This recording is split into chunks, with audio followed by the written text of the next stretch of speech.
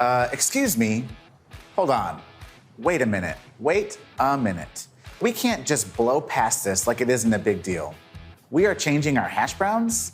Let's take a second to appreciate the magnitude of this change. Think about this for a moment. The average serving of hash browns is about 5 inches across. If you took every portion we served in 2021, placed them side by side, you would create a line of hash browns that would go from New York City all the way to Beijing, China. This is all to say that we sell a lot of hash browns and that this is a very important product for us. That is why I wanted to take a moment to talk about this change, to make sure every hash brown that comes from a Denny's kitchen is perfect. I'm Jason Petralia, Director of Strategic Operations Initiatives. For the past few years, we have been working across the brand to test these new hash browns, ensuring it is a home run with our guests and a back-of-house superstar. To start, this new product needs to be handled differently. It is the changes to the handling that make it such a powerful addition to the kitchen. So powerful, in fact, that the hold time doubles from 24 to 48 hours, and the cook time drops 42% to only 4 minutes. And you can now also hold these on the grill for up to 5 minutes. I want to highlight some of the more critical steps and explain why they are so important to do correctly. First, water must be measured in a pitcher, then poured into the carton. Using this pitcher allows you to measure an exact volume. When filled straight from the tap, there was no way to really know if you overfilled or underfilled, which led to massive inconsistencies in the finished product because it didn't rehydrate properly.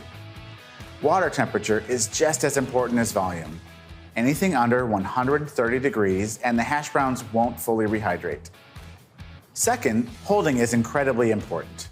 To ensure the product gets to the correct temperature, you need to allow 1 inch of space on all sides, top, bottom, front, back, left, and right. That means no stacking.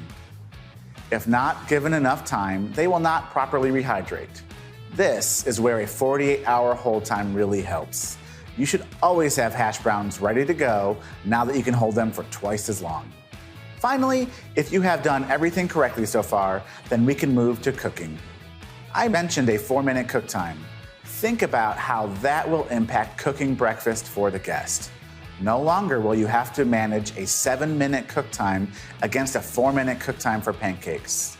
The process of hash browns and pancakes taking the same amount of time to cook will ensure that the guest will receive a plate full of hotter food that is incredibly fresh. To make the 4-minute cook time effective, it is important that you place enough margarine on the grill so that it extends beyond the portion. If you do this, you will end up with crispy, golden hash browns our guests will love.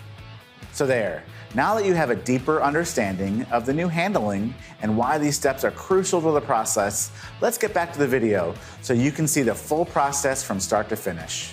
I'll end with this. We have an amazing team with a lot of experience. Regardless of how long you have been here, take the time to adjust your habits to ensure you are preparing and cooking this new product the way we show you. Change can be hard, but we are working to change things to improve the experience for you in the back of house, allowing you to focus on delighting our guests with tasty and craveable food. Oh, one last thing. The time I have been talking is about how long a portion of hash browns takes to cook with this new product. Fast, quick, delicious. Now, back to the video.